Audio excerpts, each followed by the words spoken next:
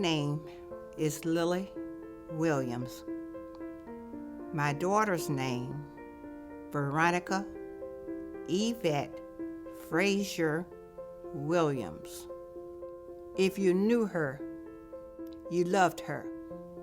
She always had something funny to say to help make your day. She loved taking care of older people.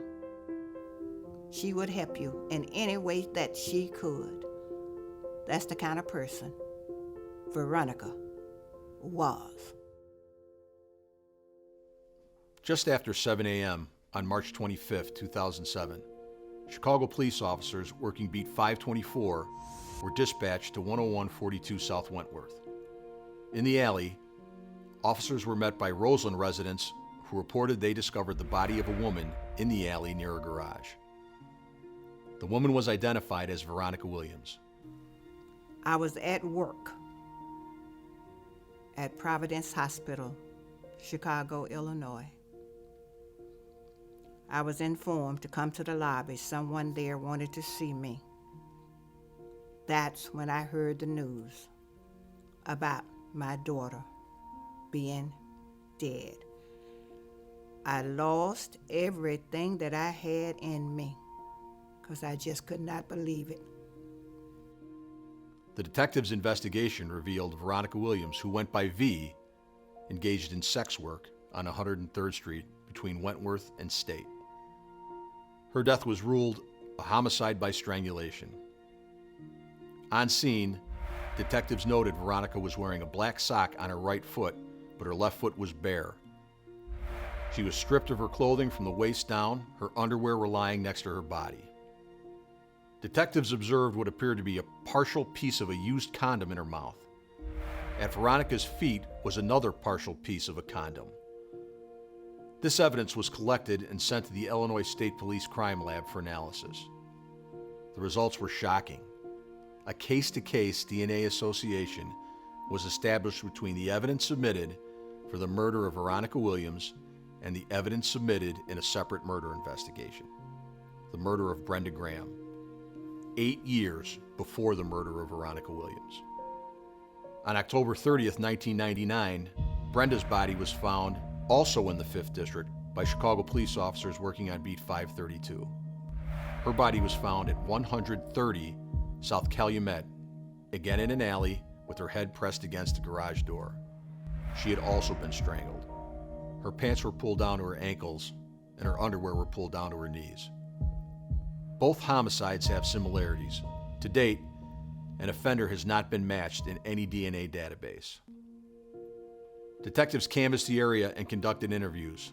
They did follow-up interviews to gather evidence and attempt to identify the individual responsible. But cold case detectives need more information to bring justice for Veronica, Brenda, and those who love them. I remember seeing my child lying on the ground, covered over with a sheet. And I knew that was my child under that sheet. You don't want that feeling, parents.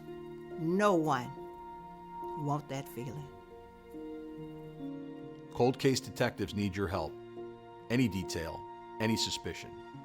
No detail is too small, no detail is insignificant.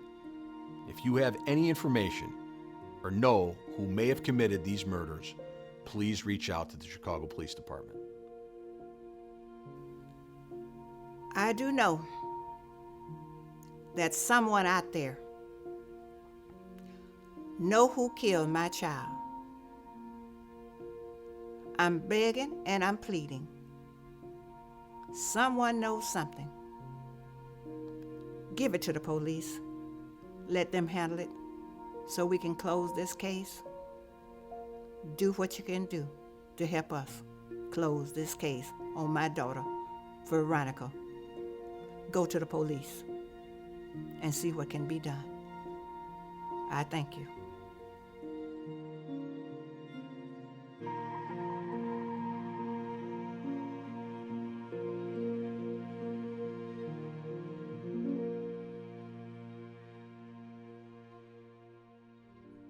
We need your help.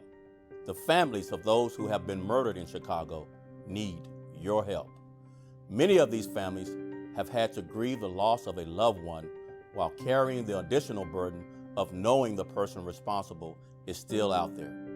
Someone out there knows something that can help bring a measure of closure to these families. Our work doesn't end until the people responsible for these crimes are identified. We have not forgotten about these victims, and we will never forget.